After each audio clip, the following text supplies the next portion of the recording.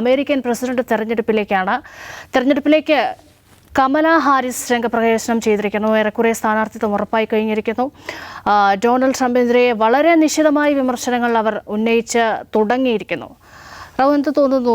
കമല ഹാരിസ് കൂടി വരുമ്പോൾ എന്താണ് ഇപ്പോൾ ഈ പ്രസിഡന്റ് തെരഞ്ഞെടുപ്പിൻ്റെ ഒരു ചിത്രം? ട്രംപ് ആദ്യം പ്രതികരിച്ചത് കമല ഹാരിസ് ആണ് മത്സരിക്കുന്നതെങ്കിൽ തനിക്കെതിരെ ഇതിനോടകം തന്നെ ഞാൻ ജയിച്ചു കഴിഞ്ഞു എന്നുള്ളൊരു അമിത ആത്മവിശ്വാസം ട്രംപ് കാണിക്കുന്നുണ്ട്.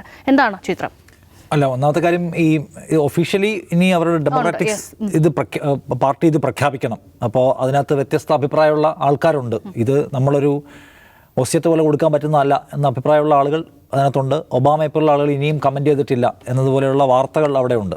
എനിവേ, കൂടുതൽ ചാൻസ് ഇപ്പോഴും കമല ഹാരിസിനാണ്. കാരണം ഏറ്റവും അവസാനത്തെ അഭിപ്രായ സർവേയിൽ കമല ഹാരിസ് ഡൊണാൾഡ് ട്രംപിനേക്കാൾ നേരിയ ഭൂരിപക്ഷം ആളുകൾക്കിടയിലുള്ള സ്വാധീനത്തിൽ ഉണ്ടാക്കിയിട്ടുണ്ട് എന്നാണ് നമ്മൾ കാണുന്ന കാര്യം. അതുകൊണ്ട് അവരെ സംബന്ധിച്ച് അവർ സ്ഥാനാർത്ഥിയാവാനുള്ള സാധ്യത വളരെ കൂടുതലായിരിക്കുന്നു വേണം. അവരതിനെ സ്ഥാനാർത്ഥിയാവുമെന്ന് വിചാരിക്കുകയും വേണം.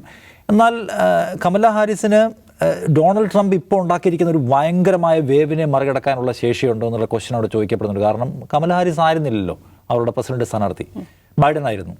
എല്ലാ തരത്തിലുള്ള പ്ലാനും അവർ ഒരുക്കിയിരുന്നത് ബൈഡന് വേണ്ടിയാണ്. പണം പിരിച്ചത് പോലും ബൈഡൻ ഫോർ പ്രസിഡന്റ് എന്ന അക്കൗണ്ട് വഴിയാണ്. അപ്പോൾ പെട്ടെന്നൊരു സുപ്രഭാതത്തിൽ അപ്രതീക്ഷിതമായി അസാധാരണമായി ബൈഡൻ പിൻവാങ്ങുകയും കമല ഹാരിസിനെ മുന്നിൽ നിർത്തുകയും ചെയ്താൽ അത് ആളുകൾക്ക് എന്തുമാത്രം വേഗത്തിൽ ദഹിക്കും എന്ന പ്രശ്നം അവിടെയുണ്ട്. രണ്ടാമത്തേത്, ബൈഡൻ അഡ്മിനിസ്ട്രേഷനോട് പ്രശ്നമുള്ള ആൾക്കാരുണ്ട്. ബൈഡൻ്റെ സമീപനങ്ങളും ബൈഡൻ്റെ നയങ്ങളും പ്രശ്നമാണ്. ബൈഡൻ്റെ ഒരു സ്റ്റൈൽ ഓഫ് അഡ്മിനിസ്ട്രേഷൻ അല്ല വേണ്ടതെന്ന് വിചാരിക്കുന്ന ആളുകളാണ് അഭിപ്രായ സർവേയിൽ ബൈഡനെതിരായിട്ട് വോട്ട് ചെയ്യുന്ന ആളുകൾ. അപ്പോൾ ബൈഡൻ്റെ തന്നെ ടീമിൽ അംഗമായ, ബൈഡൻ്റെ ഏറ്റവും പ്രിയപ്പെട്ട, ബൈഡൻ്റെ പോളിസികളോട് ചേർന്ന് പോകുന്ന ഒരാൾ, ബൈഡൻ്റെ ബാഗേജുകളുള്ള ആളായിരിക്കും. അങ്ങനെ ഒരാൾ ജയിക്കാനുള്ള സാധ്യതയുണ്ടോ എന്നുള്ള ചോദ്യം അവർക്കകത്തു നിന്ന് തന്നെ ഉയർന്നു വരുന്നുണ്ട്. അപ്പോൾ അതൊക്കെ അവർക്ക് മുമ്പിലുള്ള ഒരു നെഗറ്റീവ് ഫാക്ടേഴ്സ് ആയിരിക്കും.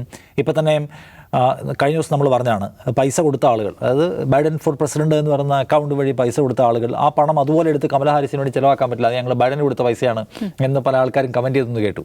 അപ്പോൾ അതുകൊണ്ട് ഇതൊക്കെ കമല ഹാരിസ് ഒറ്റയടിക്ക് ഒരു അവർക്ക് തുടർച്ചാവകാശം കൊടുത്തതുപോലെ വരുന്നതിനുള്ള വിയോജിപ്പുകളാണ്. അപ്പോൾ ആ വിയോജിപ്പുകൾ അമേരിക്കയിലെ പൊതുവികാരത്തിൻ്റെ ഒരു പ്രതിഫലനമാണോ എന്നത് നമ്മൾ നോക്കേണ്ട കാര്യമാണ്. അതർവൈസ് കമല ഹാരിസ് ഇത്രയും കാലമായി അമേരിക്കയിൽ ഒരു വനിതാ നായിക ഉണ്ടായിട്ടില്ല, പ്രസിഡന്റ് ഉണ്ടായിട്ടില്ല. അപ്പോൾ ആ പാരമ്പര്യം തിരുത്താൻ വേണ്ടി വരാൻ പോകുന്ന നിലയ്ക്കുള്ള ഭയങ്കരമായ പോസിറ്റീവ് കമൻസൊക്കെ അവരെക്കുറിച്ച് അവിടെയുണ്ട്. അവരാവട്ടെ ഇപ്പോൾ ഫലസ്തീൻ പോലെയുള്ള ഇഷ്യൂസിനകത്ത് നമുക്കറിയാം അമേരിക്കയിൽ വലിയ പ്രൊട്ടസ്റ്റ് നടക്കുന്നത്. നെതന്യാഹു ഇപ്പോൾ അവിടെ സന്ദർശിക്കുന്നു, അവിടെ വലിയ പ്രൊട്ടസ്റ്റ് ഉണ്ട്. അവിടുത്തെ ആളുകൾ ഈ യുദ്ധത്തിനെതിരായിട്ടൊരു വികാരം പങ്കുവെച്ചത് നമ്മൾ കണ്ടു കഴിഞ്ഞതാണ്. അപ്പോൾ ആ വികാരത്തെ ഏറ്റെടുക്കാൻ കൂടി ശേഷിയുള്ള ആളാണ് കമല ഹാരിസ്. അവരിപ്പം സെനറ്റിൽ ഇദ്ദേഹം സംസാരിക്കുമ്പോൾ ഞാൻ ഉണ്ടാവില്ല എന്ന് പറഞ്ഞിട്ടുണ്ട്. എന്ന് മാത്രമല്ല, കൂടിക്കാഴ്ചയിൽ നിങ്ങളുടെ ആഭ്യന്തരമായ സുരക്ഷ ഉറപ്പാക്കിക്കൊണ്ട് യുദ്ധം അവസാനിപ്പിക്കണം, സമയം കഴിഞ്ഞു പോയി എന്ന് കമ്മ്യൂണിക്കേറ്റ് ചെയ്യാൻ പോവുകയാണ് എന്നാണ് വാർത്ത. അപ്പോൾ എന്ന് വെച്ചാൽ ഒരേ സമയം അമേരിക്കയുടെ ആ പൊസിഷനിൽ കീപ്പ് ചെയ്യുകയും ഒപ്പം തന്നെ വാർ നിർത്തണമെന്ന ലോകത്തിൻ്റെയും ഭൂരിപക്ഷം അമേരിക്കക്കാരുടെയും താല്പര്യത്തെ റെപ്രസെൻ്റ് ചെയ്യുന്ന ആൾ കൂടിയാണ് കമല ഹാരിസ്. അപ്പോൾ അതുകൊണ്ട് അവർ കുറച്ചുകൂടി അപ്ഡേറ്റഡ് ആണ്, നയത്തിൻ്റെ കാര്യത്തിലായാലും കൊള്ളാം. പിന്നെ അവർ കുറച്ചുകൂടി ഷാർപ്പ് ആൻഡ് ക്ലിയർ ആണ്. ബൈഡൻ്റേതുപോലെയുള്ള പ്രായാധിക്യത്തിൻ്റെ പ്രശ്നങ്ങളില്ല എന്ന കാര്യം.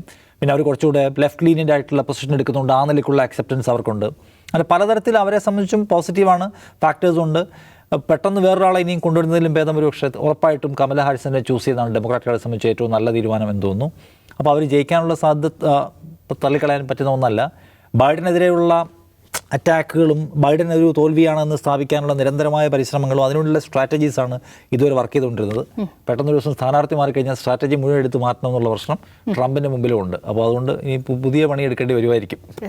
നമ്മൾ നേരത്തെയും ഈ പ്രസിഡന്റ് തെരഞ്ഞെടുപ്പിനെ കുറിച്ച് പറഞ്ഞപ്പോൾ ഈ US-ലുള്ള ആളുകൾക്ക് അവരുടെ പ്രസിഡന്റിനെ കുറിച്ച് ചില സങ്കല്പങ്ങളുണ്ടെന്ന് പറഞ്ഞിരുന്നല്ലോ. അപ്പോൾ ഇപ്പോഴും റാവു പറഞ്ഞ പോലെ കാൻഡിഡേറ്റ്സിനെ ഫിക്സ് ചെയ്തിട്ടില്ല, അതിനെ ഔദ്യോഗികമായി പ്രഖ്യാപിക്കാൻ സമയമുണ്ട്. ഒരു പക്ഷേ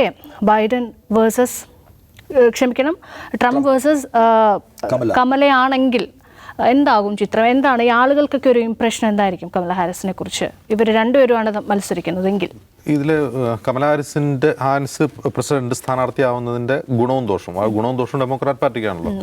അത് ശരിക്കും വിലയിരുത്തപ്പെടേണ്ട ഒരു സംഭവമാണ്. എൻ്റെ കാരണം എന്ന് വെച്ചാൽ, ഒന്ന്, കമല ഹാരിസ് ഒരു പ്രൂവ് ചെയ്യപ്പെട്ടിട്ടുള്ള ഒരു അഡ്മിനിസ്ട്രേറ്റർ അല്ല. അത് അവരൊരു ഡ്രോബാക്കാണ്. പ്രൂവ് ചെയ്യപ്പെടുന്നത് ഇപ്പോൾ ആദ്യമായിട്ടല്ല പ്രസിഡന്റ് സ്ഥാനത്തേക്ക് ഒരു സ്ത്രീ മത്സരിക്കുന്നത്. ഹിലരി ക്ലിന്റൺ മത്സരിച്ചിട്ടുണ്ട്. ഇപ്പോൾ ഹിലരി ക്ലിൻ്റൺ മത്സരിക്കും. ഹിലരി ക്ലിൻ്റനെ സംബന്ധിച്ച് ഹിലരി ക്ലിൻ്റൺ വിദേശകാര്യ സെക്രട്ടറി ആയിരുന്നു അമേരിക്കയുടെ ദീർഘകാലം, ബരാക് ഒബാമ അഡ്മിനിസ്ട്രേഷനിൽ. അപ്പോൾ അവർക്ക് അതിനെതിരെ പലതരത്തിൽ അവർ എടുത്ത പോളിസികളെക്കുറിച്ചുള്ള പലതരത്തിലുള്ള വിമർശനങ്ങളുണ്ട്. ആ വിമർശനങ്ങളിൽ പലതുമാണ് അവർ തോൽപ്പിച്ചത്. അതിൽ സത്യവും അസത്യവുമുണ്ട്.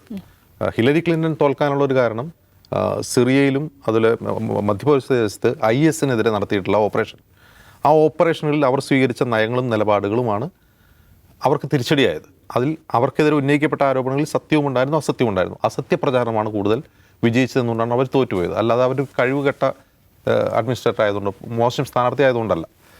ഇപ്പോൾ സമാനമായൊരു ചിത്രപ്പോരാണ് വീണ്ടും ട്രംപിനെതിരെ ഒരു വനിതാ സ്ഥാനാർത്ഥി വരികയാണ്.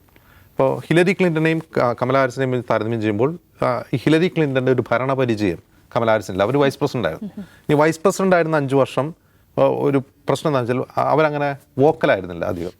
അവർ അമേരിക്കയുടെ നയത്തെക്കുറിച്ചോ അല്ലെങ്കിൽ പൊളിറ്റിക്കൽ വിവാദങ്ങളിലോ അവർ കാര്യമായി കമൻറ്റ് ചെയ്യില്ല. അത് പ്രസിഡന്റ് ചെയ്തോട്ടെ എന്നുള്ള രീതിയിൽ അവർ സൈലൻ്റ് ആയിട്ടിരിക്കുകയായിരുന്നു. അതിനർത്ഥം അവർക്ക് നിലപാടില്ല എന്നല്ല. ഇപ്പോൾ കമലയ്ക്കെതിരെ റൈറ്റ് വിങ്ങേഴ്സ്, ഇപ്പം അമേരിക്കയെ പറ്റി പറയുമ്പോൾ നമ്മൾ അമേരിക്കയുടെ നിലവിലെ രാഷ്ട്രീയത്തിലും കൂടി ശ്രദ്ധിക്കണം. ഏതാണ്ട് ഇന്ത്യക്ക് സമാനമാണ് അവിടെ.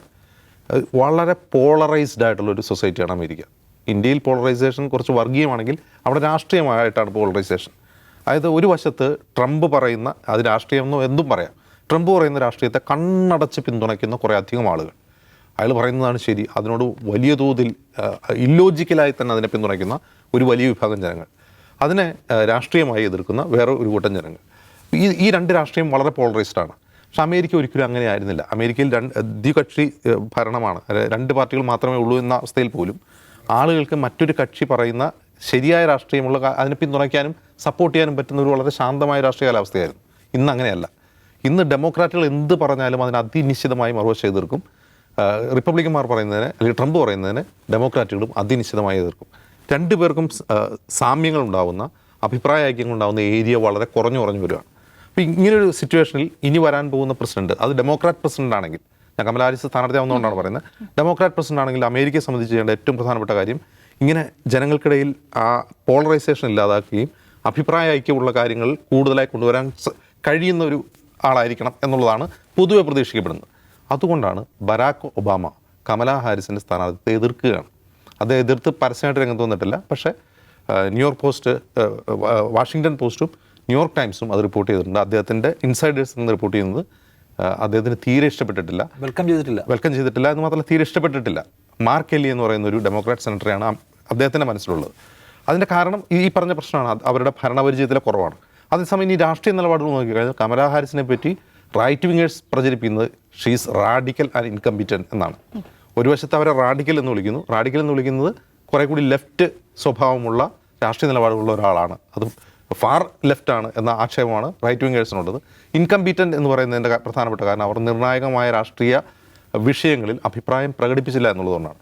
അപ്പോൾ തീർച്ചയായിട്ടും കമലാ ഹാരിസ് വന്നു കഴിഞ്ഞാൽ അവർ സംസാരിച്ചു തുടങ്ങിയാൽ അവരുടെ ഡിബേറ്റ്, അപ്പോൾ ഒരു സെപ്റ്റംബറിൽ ഒരു ഡിബേറ്റിന് CNN ക്ഷണിച്ചിട്ടുണ്ട്, അവരത് സ്വീകരിച്ചിട്ടില്ല. അങ്ങനെയാണെങ്കിൽ നമുക്ക് അറിയാൻ കഴിയും അവരെത്രമാത്രം ക്യാപ്പബിൾ ആണ്, കമ്പിറ്റൻ്റ് ആണ്. നമുക്ക് വെയിറ്റ് ചെയ്യാം. നവംബറിലാണ് പ്രസിഡന്റ് തെരഞ്ഞെടുപ്പ് നടക്കാനിരിക്കുന്നത്. ഔട്ട് ഓഫ് ഫോക്കസിന്റെ സമയം ഇവിടെ അവസാനിക്കുകയാണ്. നമസ്കാരം.